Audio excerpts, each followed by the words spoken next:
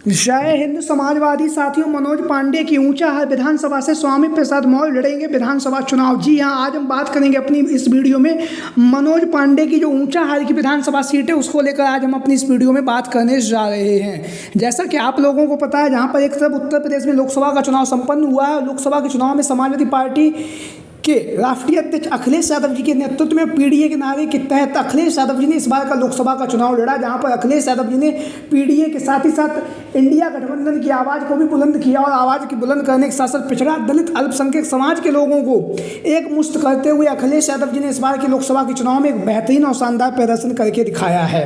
जहाँ पर समाजवादी पार्टी के 2014 और 2019 में लोकसभा के चुनाव में बेहद ही शर्मनाक प्रदर्शन किया। जैसा कि आप लोगों को पता, 5 सीटें दोनों ही लोकसभा के चुनाव में 14 में और 2019 के चुनाव में जीती। लेकिन अखिलेश यादव जी के इस बार के पीडीए के नारे पर जिस तरह से अखिलेश यादव जी ने भारतीय जनता पार्टी की जो धर्म की राजनीति है उस राजनीति को तोड़ते हुए जिस तरह से जातीय गोलबंदी की है, उससे कहीं ना कहीं भारतीय जनता पार्टी के जो नेता हैं, कद्दावर नेता हैं, उन्हें भी इस बार सोचने में पड़ गया कि जब उत्तर प्रदेश में लोकसभा के चुनाव में जब सीटें सामने आई तो सब चौंक गए। जहां पर उत्तर प्रदेश में जो भारतीय जनता पार्टी की सरकार है और सरकार के जो मुखिया हैं योगी आदित्यनाथ जी, वो लगातार 80 में से 80 लोकसभा सीटें जीतने का दावा कर रहे थे। वहीं पर समाजवादी पार्टी के मुखिया अखिलेश यादव जी ने जातीय गोलबंदी करते हुए जहां पर अनेक नेता समाजवादी पार्टी में शामिल हुए और भारतीय जनता पार्टी को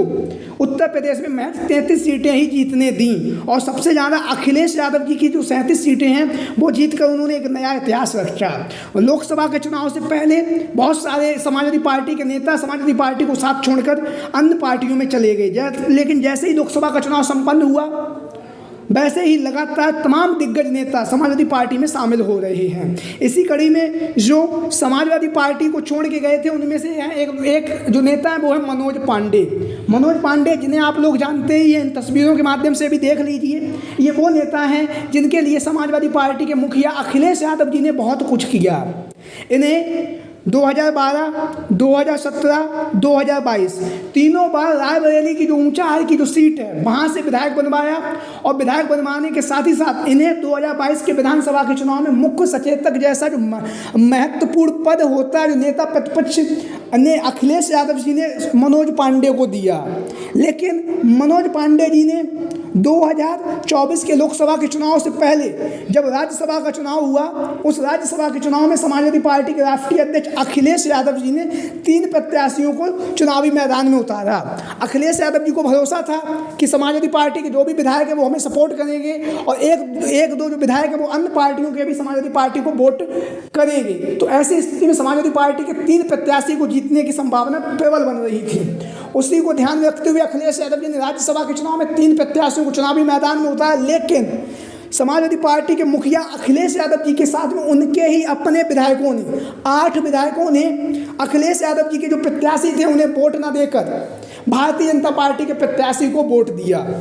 तो दिया। उसके बाद जब मीडिया के साथियों ने उनसे पूछा कि आपने समाजवादी पार्टी के टिकट पे चुनावी मैदान में उतरे, उसके साथ साथ अब आज आपने भारतीय जनता पार्टी के प्रत्याशी को क्यों वोट दिया, तो उस पर मनोज पांडे के साथ साथ जो अन्य 8 विधायक थे उनमें से सबने प्रतिक्रिया दी कि अंतरात्मा से हमने अपना वोट दिया। अंतरात्मा जो शब्द है वो कहीं ना कहीं राज्यसभा के चुनाव के बाद काफ़ी ज़्यादा चर्चाओं में रहा। तो उसी अंतरात्मा के तहत अब अखिलेश यादव जी जो खबरें सामने आ रही हैं वो ये है कि ऊंचाहार विधानसभा सीट से मनोज पांडे जो समाजवादी पार्टी के विधायक हैं उनकी विधायकी को खत्म कराने के लिए अखिलेश यादव जी लगे हुए हैं। और लगे होने के साथ ही साथ लगातार अखिलेश यादव जी ने समाजवादी पार्टी के नेताओं को, कार्यकर्ताओं को, सभी को दिशा निर्देश दे दिए हैं। दिशा निर्देश देने के साथ ही साथ अखिलेश यादव जी ने ऐलानिया कहा कि हमारे सभी नेता जो कार्यकर्ता हैं वो इन गद्दार विधायकों की जो रिपोर्ट कार्ड है उसे बनाइए, इनके जो फोटो हैं, वीडियो हैं उन्हें लाइए। उसके बाद हम जो विधानसभा में जो अध्यक्ष हैं सतीश महाना जी से मुलाकात करेंगे और मुलाकात करने के बाद इनकी जो विधायकी उसे ख़त्म कराने के लिए उनसे निवेदन करेंगे। दल बदल कानून के तहत अखिलेश यादव जी इन गद्दार विधायकों पर कार्रवाई करवाने की इच्छा जाहिर कर चुके हैं। लेकिन उससे पहले ही मनोज पांडे ने भारतीय जनता पार्टी की सदस्यता भी ले ली और लोकसभा के चुनाव में उन्होंने भारतीय जनता पार्टी के जो गृह मंत्री हैं वर्तमान समय में अमित शाह जी के साथ में रायबरेली में मंच भी साझा किया। हालांकि लोकसभा के चुनाव में भारतीय जनता पार्टी के जो प्रत्याशी थे उन्हें चुनावी मैदान में अपनी भी विधानसभा सीट से बढ़त नहीं दिलवा सके। तो लगातार अब जब मनोज पांडे जी ने भारतीय जनता पार्टी की सदस्यता ले ली है और लगातार भारतीय जनता पार्टी के नेताओं के साथ में बैठना उठना इनका लगा हुआ है, तो अब अखिलेश यादव जी इनकी जो विधायकी है उसको खत्म करवाने के लिए प्रयासरत हैं। और प्रयासरत होने के साथ ही साथ ऊंचाहार की विधानसभा सीट पर जो उपचुनाव होगा तो उसके लिए समाजवादी पार्टी के राष्ट्रीय अध्यक्ष अखिलेश यादव जी रणनीति भी बना रहे हैं। लगातार लखनऊ में पार्टी कार्यालय में बैठकर अखिलेश यादव जी दिन रात मेहनत कर रहे हैं और मेहनत करने के साथ ही साथ उत्तर प्रदेश में 10 विधानसभा सीटों पर जहां उपचुनाव है उसमें से ज़्यादा सीटें जीतने का प्रयास अखिलेश यादव जी का जारी है। और उसके साथ ही साथ 2027 में जो विधानसभा का जो चुनाव होने जा रहा है उसकी तैयारियों में अखिलेश यादव जी अभी से जुटे हुए हैं। तो ऊंचाहार की विधानसभा सीट से समाजवादी पार्टी के प्रत्याशी के तौर पर एक नाम लगातार चर्चाओं में बना हुआ है, वो है स्वामी प्रसाद मौर्य। स्वामी प्रसाद मौर्य, जैसा कि आप लोगों को पता है, वर्तमान समय में समाजवादी पार्टी से उनकी दूरियां हो गई हैं। हालांकि 2022 के चुनाव से पहले बहुत ही जोश और उत्साह के साथ स्वामी प्रसाद मौर्य समाजवादी पार्टी में शामिल हुए। उसके बाद अखिलेश यादव जी ने इन्हें एमएलसी बनाया।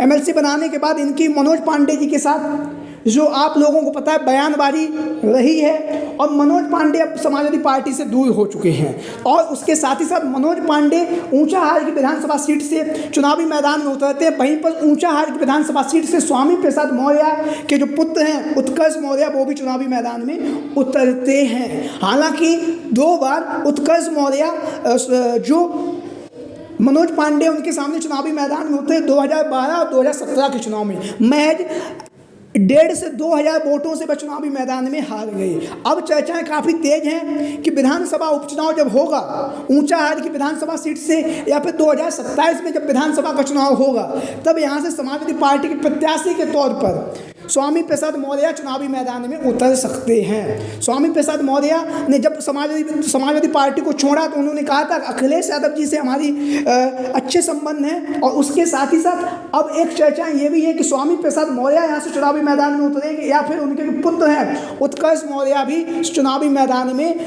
मनोज पांडे के सामने ऊंचाहार की विधानसभा सीट से उतर सकते हैं समाजवादी पार्टी के प्रत्याशी के तौर पर। लगातार अखिलेश यादव जी ने कहा भी है कि भारतीय जनता पार्टी के जो प्रत्याशी को हराएगा हम उसी को टिकट देंगे।